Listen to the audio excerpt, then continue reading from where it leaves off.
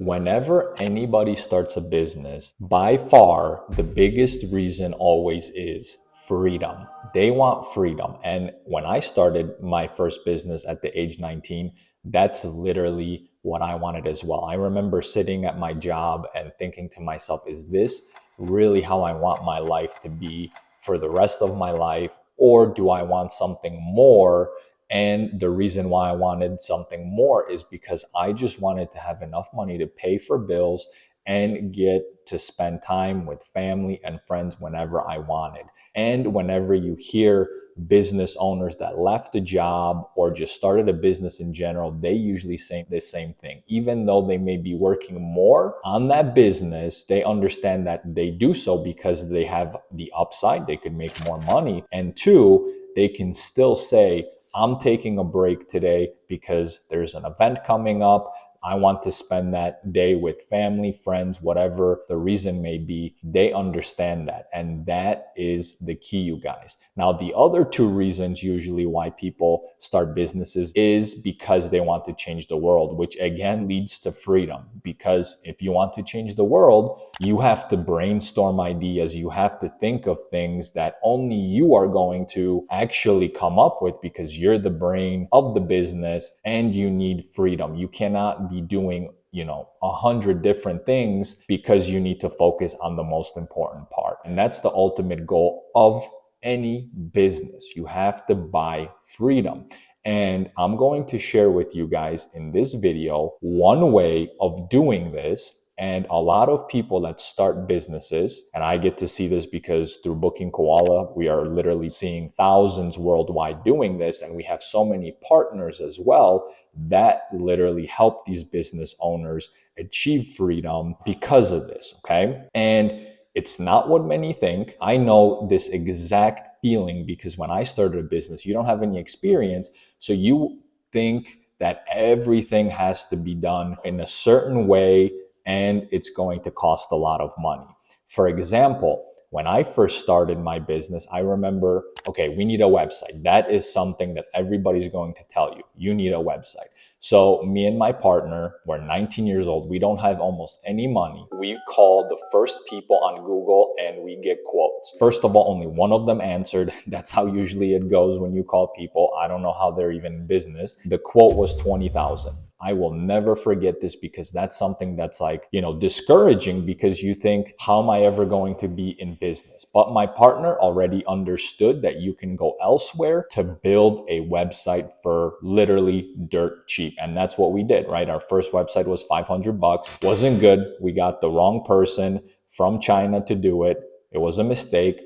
But eventually we hired someone else that did it for like two and a half thousand, and they did a great job. Okay. And this is the same approach to buying your time. What is this secret? A lot of people look overseas to hire someone for a lot cheaper. There is a lot of bad reputation around this because a lot of people think that only those that work in the US or Canada or the big countries can perform jobs at the highest level. And this is literally a huge misconception. And this is just not true. You'll see that you can hire someone for so much cheaper to literally perform some of the highest tasks at your company. So for example, one way that people buy their freedom in the service industry, so if you're using Booking Koala, they go to places like the Philippines or Africa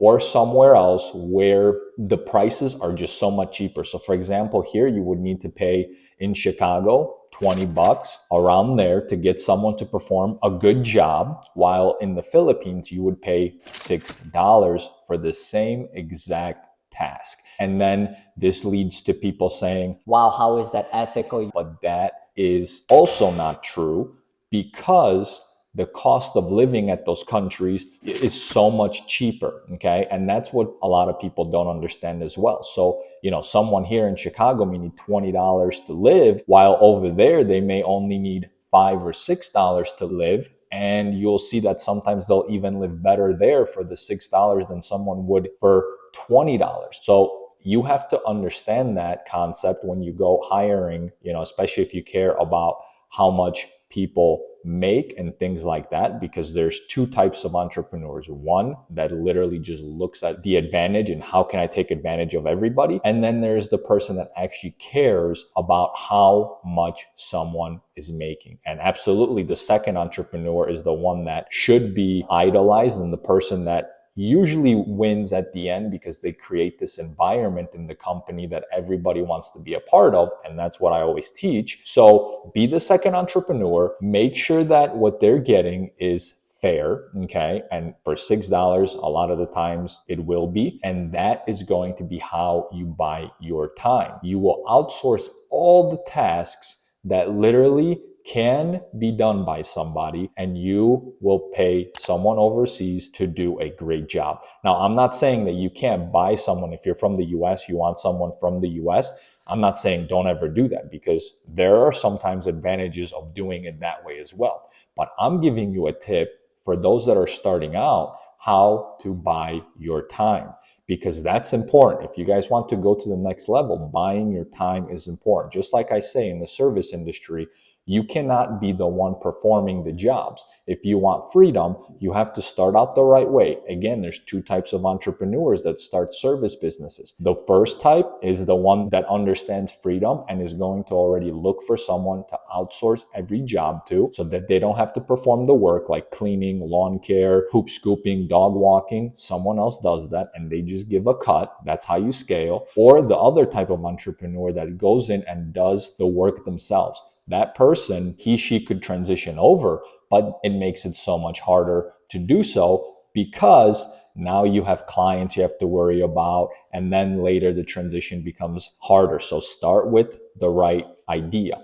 And then this is the other thing here that we're talking about, the other tasks. Like, okay, if you're not doing a service business and you might be doing something else, you still have tasks in your business that I can guarantee you hate doing, or someone else can literally do it. This is your solution, guys. This is how successful entrepreneurs leverage this. Even the biggest companies in the world do this. Okay. And you maybe have noticed, you may call support. And I'm not saying that some of these are great or bad, because some businesses you may call them and it's absolutely horrible. And this is where kind of the bad reputation comes in, because you've called other businesses for support and someone's going to be answering the phone from a different country. You already know that, and you're already like, oh man, can someone step in here, because I already know this is not going to go anywhere. And yes, there are those types of companies, but then there are others that actually have great VAs. That's what we call them, virtual assistants, that again get $6 an hour. They're happy for that amount wherever they live,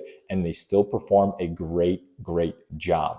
So this will be your solution. If you're looking early on, you don't have a lot of money, explore this idea, because we literally have service businesses that hire these people and they might be growing the business for them. So there's interviews on Booking Koala that we've done that some VA may be the manager of the entire company, and the company's doing 100,000 a month, which is incredible, right? And you have this VA running everything while the business owner is doing whatever they want. And some of them, believe it or not, at that level still have a job. So they'll go to the job, VA handles everything. Why they have a job? Many different reasons. Sometimes they just want extra money because of their situation. Sometimes they just don't want to quit yet until their business gets larger. There's a lot of different reasons, but this is how you do it, you guys.